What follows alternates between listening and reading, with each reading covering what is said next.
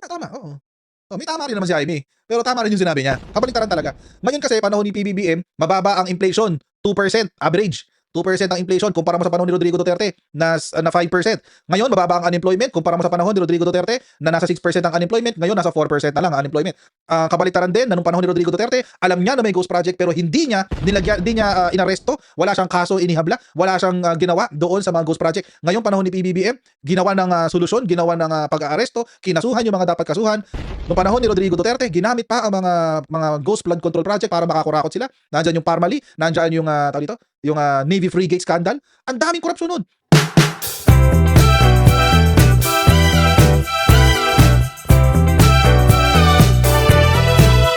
Eto na. Puntahan na ngayon natin etong si Bababel. Oo, si Bababel. Bakit? Kasi mga kababayan, mukhang excited na si Bababel na maging Vice President. Oo. Or at least tumakbong Vice President. Excited siya. Bakit? Kasi, dahil 'di ba kanina nga nag-announce si Sara Duterte na tatakbo daw siyang presidente. Kahit wala namang kahit walang laban. Yung mga DDS, sabi ko sa inyo mga kababayan yung mga DDS ngayon, excited sila. Sabi ko sa inyo mga kababayan kailangan lang ng mga DDS ngayon ng, tawag dito, parang rally point. Oo, yung tao na susuportahan nila, through thick and thin, by hook or by crook. Kasi nga, nawala na yung dati. Nawala na yung Rodrigo Duterte. Nasa dahig na yun. Ngayon, kailangan na mag-move on ng mga DDS. Kaya ipinoporma na nila ngayon si Sara Duterte bilang kapalit ni Rodrigo Duterte. This could have been the plan all along, mga kababayan. This could have been the plan all along. For all we know, baka mamaya, dahil nga tinanggihan ng China na i-asylum si Rodrigo Duterte, mas pinili nila na gano'n na lang. Sakripisyo na lang ako. Komportable naman ako sa dahig Oo. Di ba? So, this could have been the plan all along. For all intents and purposes, di ba? Kaya ngayon, nagkukumpulan na ulit. Napapansin nyo? Nagkukumpulan na ulit ang mga DDS. Nagsasama-sama na uli sila. Kasi ngayon, may pinaglalaban na sila ulit. Move on na tayo sa, Tay Kami Naman. Kasi hindi siya umobra. Di ba? Umobra ba yung Tay Kami Naman? Wala Move on na tayo. Hindi umuobra yung Tay Kami Naman. Nagsasayang lang tayo ng effort. Tama na, hindi na pwedeng si Rodrigo Duterte ang sentro ng ating politika. Mag-move on na tayo kay Rodrigo Duterte. See? Sabi ni Sino kan sa akin, Tay, diyan ka na lang. Diba? Iba na ngayon ang movement. Ang movement ngayon, mga kababayan, hindi na Tay Kami Naman. Hindi na. Oo, Tay, diyan ka na lang. Kay Sara na kami. Ganon. Tay, diyan ka na lang. Di ba? Wala na Wala na kasi hindi umubra. Oo. Hindi sila for the past 3 years, they've been trying to rally support for the Dutertes using, take note using Rodrigo Duterte. Nakakulong na Tinry nila noong 2025. Nung hinuli, nag-work nung umpisa. Kasi naipasok yung ibang Duterte senators Naipasok whether we admit it or not, naipasok yung ibang Duterte senators. Okay. Pero yung mga Duterte senators na yun, mga kababayan, matagal na silang nasa politika. Amy Marcos, Bongo, Bato de la Rosa, Rodante Marcoleta, except for Camille Villar. Well, congresswoman. Pero yung kay Camille Villar kasi dinaan yan sa pera, guys. Ikaw ba naman ang anak ng pinakamayamang Pilipino? Bili ka ng boto. Di ba? Kampanya pa lang gumastos na ng 1 billion Saan naman nakakita, di ba? Kampanya pa lang gumastos na ng 1 billion, guys. Anyway. So, yung Duterte 7, Duterte 7 ba yun? O Duterte 10? Out of Duterte 10, 3 lang ang naipasok. So, Rodrigo Duterte is no longer working as a rally point. Kawawang matanda, ang kawawang matanda, Well, siguro napag-usapan na rin nila, binansagan na, sinabi na kay Sara Duterte, "Sige, ipapasa ko na sa'yo ang aking kababuyan." Naka-load si Sara Duterte, nakaganyan sa tatay niya. Yung tatay niya nakaganyan, "Pinapasa ko na sa'yo ang aking kababuyan. Anak, ikaw na ang, sa'yo na ang aking kababuyan." Oh, yan. Kaya gano'n. Sabi ng Article PH, "Breaking news, Tatay Digong may pulmonya, pinabayaan sa snow." Nakita niyo ba yung kalokohan na yun? Nakita niyo ba yung kalokohan na yun? Yung mga tatanga-tangang supporter ni Digong. Standy na, dinakitan pa. Standy na nga lang. Ano ba klaseng, kaya alam niyo mga kabayan, 'pag sumuporta ka talaga sa Duterte, may saltik ka, eh. Saltik. Dinakitan. Unang-una, sumakripisyo sila sa sarili nilang katawan, 'di ba? Sinakripisyo nila yung katawan nila. Nagtiis sila sa lamig. Oo. Pati yung mga supporters ginaw na ginaw na. Yung karton walang nararamdamang ginaw yun. 'Di ba? Stupid. That's stupid, man. I mean, it's so stupid at kahit alam niyo, sinuko niyo yung katawan niyo, kayong mga DDS diyan sa dahig, sinuko niyo yung katawan niyo, sinakripisyo niyo yung katawan niyo, yung sarili niyong kalusugan para sa karton? Diyos ko. Stupid. Kita kita ko yung ano, yung isang volunteer doon na nag-aayos. Lamig na lamig siya, gumaganyan na siya.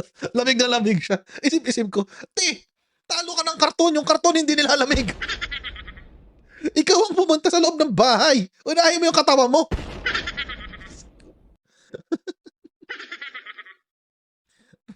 Diyos ko. Loko to si Article PH, distract tuloy ako.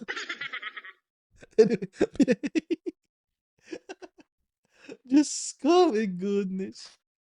Anyway.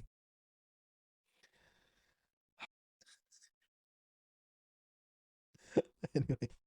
So ito na nga. So, unti-unti nang nagmo-move on ang mga DDS nagbabago na ng messaging ang ang Duterte. From Rodrigo Duterte being the rally point to Sara Duterte. And by the way, excuse me. By the way, meron pa ako narinig na chismis. Hindi ko nabanggit kanina, ngayon ko lang naalala.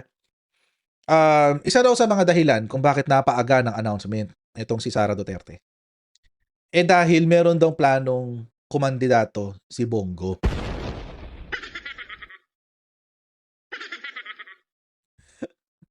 Meron daw planong tumakbo si Bongo sa pagka-presidente. Oo, kasi nakakuha daw siya ng 25 million na votes as a senator, di ba? 25 million votes. Or 23 or basta 20 plus million votes as a senator.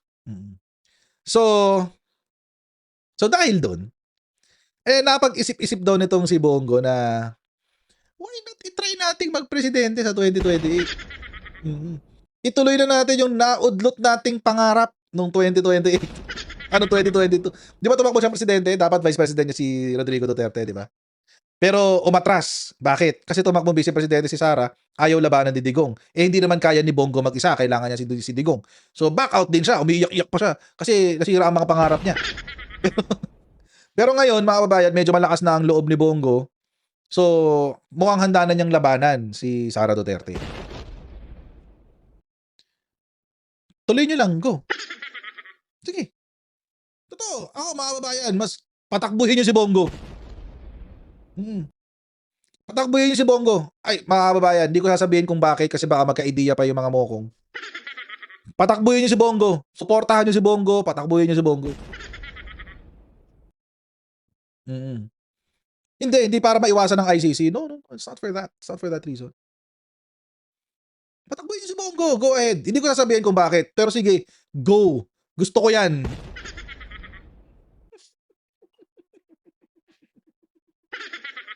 Hindi ko sasabihin. Baka magka-idea sila eh. Sabay kayo tumakbo kahit marathon pa yan. Kahit 50K marathon pa yan. Oo. Go lang. Takbo kayo. Pero ito nga, punta ngayon tayo dito kay Baba Bell. Si Papa Bel ngayon medyo na-excite. Oo, lalo na nung sinabi 'to ni Robin. Mm. Sabi ni Robin Padilla, "Girl power sa palasyo, Robin Padilla wants Sara Amy tandem for 2028." Ayan, oo, ayan. Yun ang gusto ni ano, ni ayan oh, tuwang-tuwa oh, si Baba Bel oh, ayan oh, tuwang-tuwa. Mhm. Panoorin natin yung balita kasi may ayan, may interview kasi si Baba Bel. Overjoyed siya eh. Overtime, I've been building. Overjoyed over me. Diyos ko. Overjoyed eh. Mm. Pinalulutang na ngayon pa lang ang tambalang Sara Amy para sa 2028 presidential elections. Live mula sa Senado nangunguna sa balita, si News 5 Cent correspondent Mian Los Baños. Mian, sino nagsusulong ng tambalang ito at payag ba si Senator Amy? Jiggy, si Senator Robin Padilla ang nagsusulong ng Sara Amy tandem para sa 2028 presidential elections. Kanina kasi sa ambush interviews bago nagsimula yung sesyon, unang namin na tanong ni Senator Robin Padilla kung bukas ba siyang maging running mate ni VP Sara matapos ganitong magdeklara ng kanyang bid for presidency for 2028 elections. Alam naman natin na talagang kakampi ng mga Duterte si Senator Robin Padilla. Pero ang itinuro niya si Presidential Sister Senator Amy Marcos. Nakatawa namang sinabi ni Senator Marcos na talagang pasaway lang daw itong si Senator Padilla. Pakinggan natin, Jiggy. Kunyari ka pa, kinikilig ka naman. Yung reaction ng sir dun sa pag-announce ni VP Sara ng kanyang presidential bid, will you be supportive of her? Of course. Siyempre naman. Oo. Siyempre, aso ka eh. Of course, aso ako ng Duterte eh. Siyempre, yan. 1,001,000,000%. Ano ako eh, Sara Amy ako eh. Amy as VP, sir, yun ang tinutulak niyo. Do you think, sir, handa ang Pilipino sa parehas na babaeng leader mo? Panahon na para maramdaman ng mga Pinoy ang girl power. Sara Amy daw, sabi ni Senator Robin. Ay, sadali lang naman. Sir, si Robin talaga.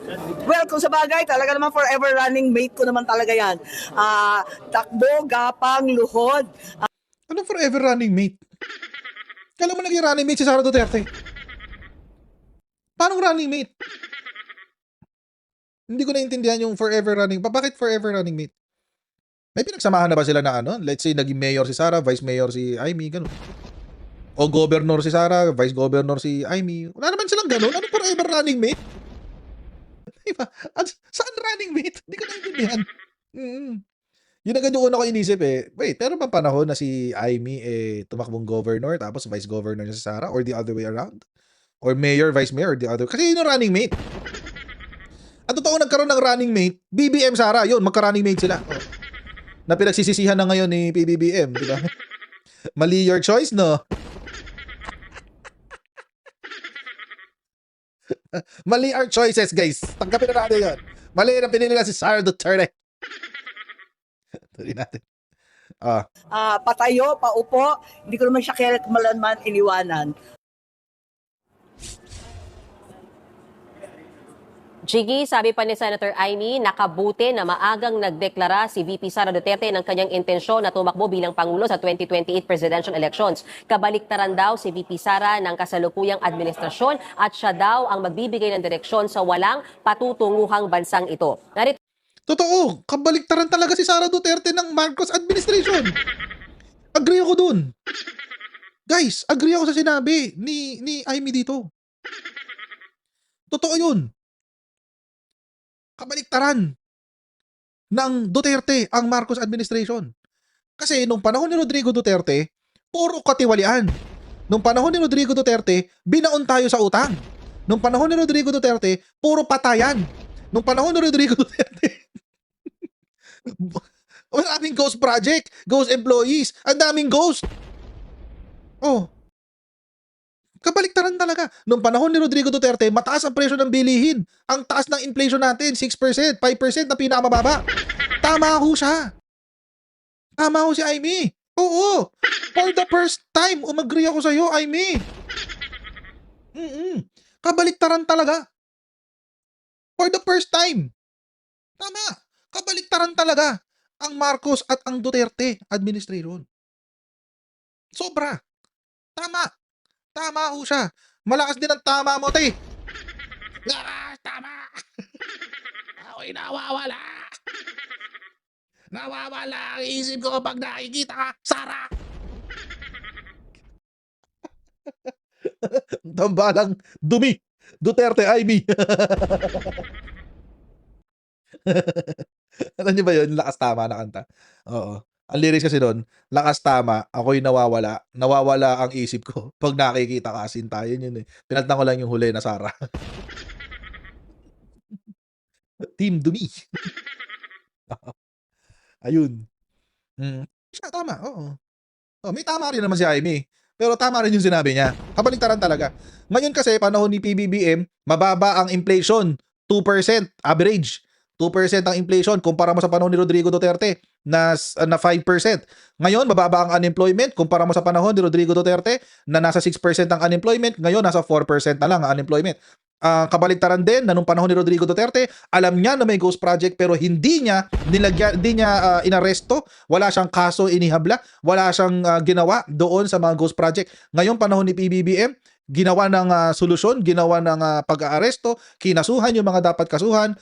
Nung panahon ni Rodrigo Duterte, ginamit pa ang mga ghost flood control project para makakurakot sila. Nandiyan yung Parmali, nandiyan yung yung Navy frigate scandal. Ang daming korupsyon nun. Yung 6 billion na nahuli, hindi pala nahuli. Yung 6 billion na droga na pumasok sa Pilipinas dahil sa anak niya na si Pulong Duterte, dahil sa manugang niya na si pangalan to, si Man Scarpio. Oh, nangyari lahat 'yun noong panahon ni Rodrigo Duterte. Ngayon panahon ni PBBM, kinasuhan yung mga dapat kasuhan, hinuli yung mga dapat hinuli, inimbestigahan yung mga dapat inimbestigahan, pinalakas ang ating ombudsman, pinalakas ang DOJ, nagbuo ng ICI para lamang nag-prioritize ang mga batas na uunahin ang paglaban sa korupsyon. Kabaliktaran talaga eh. Oh, panahon ni Rodrigo Duterte, pinatay yung mga low-level drug lords at yung mga low-level drug pusher. Pinatay lahat yon para mamayagpag yung kanyang mga kaibigang drug lord na sila Michael Yang. Oh. Tapos ngayon, asa na sila? Oh, marami pa rin bang patay? Wala. Marami bang aresto? Oo. Marami bang huli? Oo. Ay, ganoon. Kabaliktaran talaga. Tama. Nung panahon ni Rodrigo Duterte, ibinenta ang Pilipinas sa interes ng China. Nagpaka-traidor ang Rodrigo Duterte, nagpaka-traidor ang ating DFA, nagpaka-traidor ang ating DND secretary para unahin ang interes ng China. Ngayon, kabaliktaran. Tama naman. Kabaliktaran, inuna ang interes ng Pilipinas. Inuna ang interes ng Pilipinas sa West Philippine Sea. Inuna ang interes ng Pilipinas diyan sa paghukay ng oil diyan sa Malampaya, yung bagong buti nga may bago pang nakuha diyan eh. Yung Malampaya, inuna ngayon pinagtatanggol ang tawag dito, ang Kalayaan Island Group. Kabaliktaran talaga. Kaya nanggagalaiti ang China sa Pilipinas. Pinagbabantaan, natatanggalan ng trabaho mga Pilipino. Hindi mo mangyayari yun, guys. Huwag mo kayo maniwala doon. Sinasabi nila na tawag ito, ang trade daw sa Pilipinas ay babawasan nila. Ano pang babawasan nila? Sa mabawas na. Imagine, for the past 3 years, mga kababayan, ang binibili lamang ng ang FDI ng investment, ang investment ng China sa Pilipinas, if I'm not mistaken, umaabot lang ng 5 to 10%. Yung imports nila sa atin, mas mababa pa. So anong contribution nila sa ating ekonomiya? Wala. Sino ang bumubuhay sa atin? Western countries. Tapos sasabihin nila, hindi kami makikipag-trade sa inyo. Okay, nakipag-trade ba kayo sa amin in the first place? Ano lang ba binibili nyo sa Pilipinas? Durian tsaka saging. Ano ka ng tipaklok? Iyayabang nyo sa amin yun? Diba? Iyayabang sa atin yun, guys. Na bumili sila ng saging at durian. Buti sana kung totoong partner. Oo, ibawa, yung 50% na ekonomiya natin, sila ang tumutulong. At wala problema, may pag-uusapan tayo. Kaso hindi eh. Wala pa nga yatang 5% yung ini-import ng China sa Pilipinas. Oh. Kabaliktaran talaga. Tama yung sinabi ni Amy. Oo, mas may good governance tayo ngayon sa panahon ni PBBM kaysa nung panahon ni Rodrigo Duterte. And that is a fact. That is a fact. Kahit balikan nyo ang statistics, that is a fact. I don't care if PBBM even has a negative 100 sa kanyang survey. I don't care. Kasi ang importante yung resulta. Kailan kayo naka-experience ng zero balance billing? Ngayon lang, di ba? Kailan kayo naka-experience ng zero bill sa kuryente? Ngayon lang, di ba? Kailan kayo naka-experience ng 20 pesos na bigas? Ngayon lang, di ba, ulit? Kailan kayo naka-experience ng number 7, ng top producers, exporters ini-export natin, inilalabas natin ang ating produkto. Ang bigas, top 10 exporter ang Pilipinas ngayon. Bakit? Ang dami nating rice processing plants. 150 ang pinagawa ni PBBM. Kamusta ang trabaho ni Sara? Kaya I don't care if si PBBM even gets a negative 100. I don't care. His work will speak for itself. So ang gustong gawin nito ni Aimee, dahil kating-kati siya maging vice-presidente, gusto niyang gawin, ibalik tayo doon sa kadiliman. Ang gusto niyang gawin, ibalik tayo doon sa panahon na naghihirap ang mga Pilipino, takot tayo sa kalsada. Bakit? Kasi hindi drug pusher ang papatay sa'yo eh. Ang papatay sa'yo, pulis. Di ba? Ano sinasabi nito mga hayop na to na sinasabi nila nung panahon ni Rodrigo Duterte? Si Bongo mahilig sa ganyan. Nung panahon ni Rodrigo Duterte, nakakapaglakad kami ng tahimik sa kalsada. Hindi rin. Takot kang maharang ng pulis dahil papatayin ka ng pulis. Dahil may kota.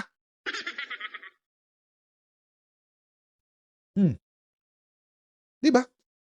Nung panahon ni Rodrigo Duterte, sinasabi ng mga magulang sa mga kabataan, sinasabi nila, umuwi ka ng alas 1, baka Makian de los Santos ka.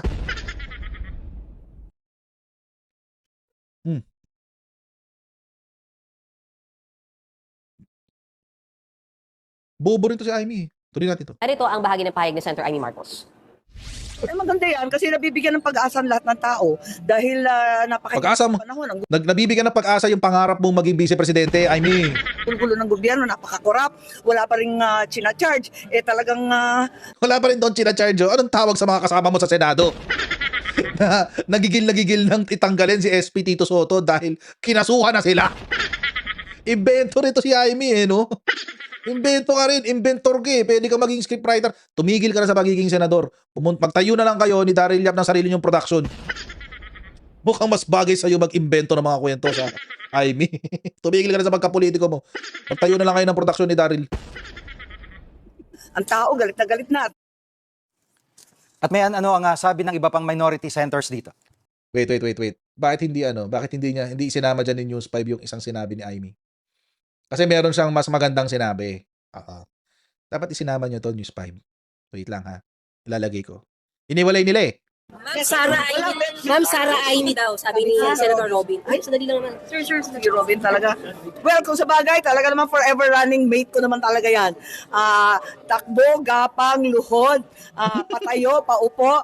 Hindi ko naman siya kaya malanman iniwanan. Ayun. So willing kayo mag-VP kay VP Sara pag tumakbo siya sa Ayun, 2028? basta sunod-sunuran ako doon. Oh! Open, ma'am. Open To VP. To be a Hindi siya VP. nag-announce, saya muna siya. Kayo talaga. Pero Kung yung kanyang announcement na yun, Pero excited siya. epekto nito. Maganda yan. Yung itsura niya nung tinanong siya. Pero open po kayo maging VP ni Sara Duterte. Ha? Arte mo? Ha? Sunod-sunuran ka pala eh. Alam niyo, totoo nga yung sinabi ni PBBM. The woman you see on television is not my sister.